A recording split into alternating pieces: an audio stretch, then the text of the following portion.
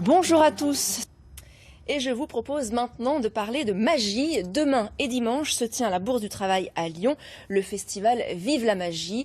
Gérard Souchet, bonjour. Bonjour. Vous êtes le créateur, l'organisateur de ce festival, magicien vous-même. Alors quand vous avez créé ce festival en 2008, l'idée c'était de se faire rencontrer en un spectacle tous les courants de la magie. Alors il y a donc des courants de la magie, quels sont-ils? Il y a des courants comme un petit peu les peintres, en fait, un petit peu on peut prendre la même image.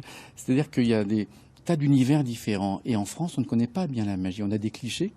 On connaît Majax, on connaît Garcia, mais on ne se rend pas compte qu'il y a aussi des danseurs, des chorégraphes, des scénographes qui amènent vraiment une plus-value à l'art magique. Et c'est un petit peu ça l'idée du festival, c'est de montrer cette diversité, cette variété. Comme au cirque, il y a plusieurs disciplines.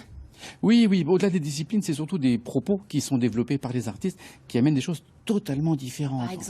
Par exemple, on va avoir Naomi Murata, qui est une artiste japonaise qui vient pour la première fois en Europe, qui amène une poésie rare, une poésie japonaise, donc, et qui amène l'art magique dans un endroit beaucoup plus loin que ce qu'on peut imaginer. On aura aussi Samsung King, un artiste coréen, qui utilise ses chaussures, uniquement les chaussures. C'est très étonnant, c'est très énigmatique, et en même temps, il y a une petite pointe d'humour qui n'est pas désagréable.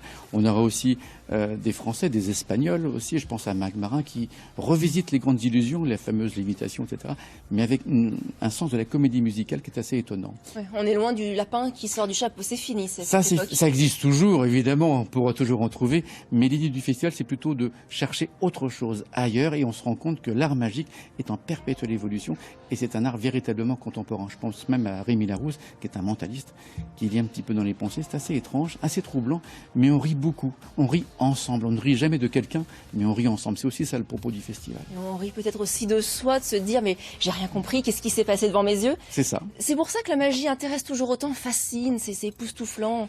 On reste des enfants presque devant nous, mais on ne comprend pas. Mais oui, c'est ça. Et en plus, depuis que l'homme est homme, en fait, le mystère, en fait, c'est une quête insatiable de l'humain.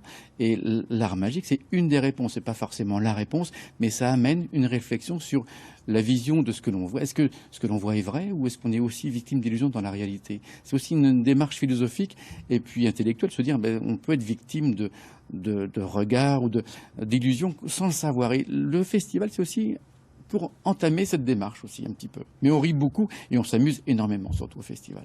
Et alors dans ce festival, vous avez parlé des artistes qui étaient là. Certains sont très jeunes. Oui. Certains sont très jeunes. Alors, c'est peut-être une question un peu...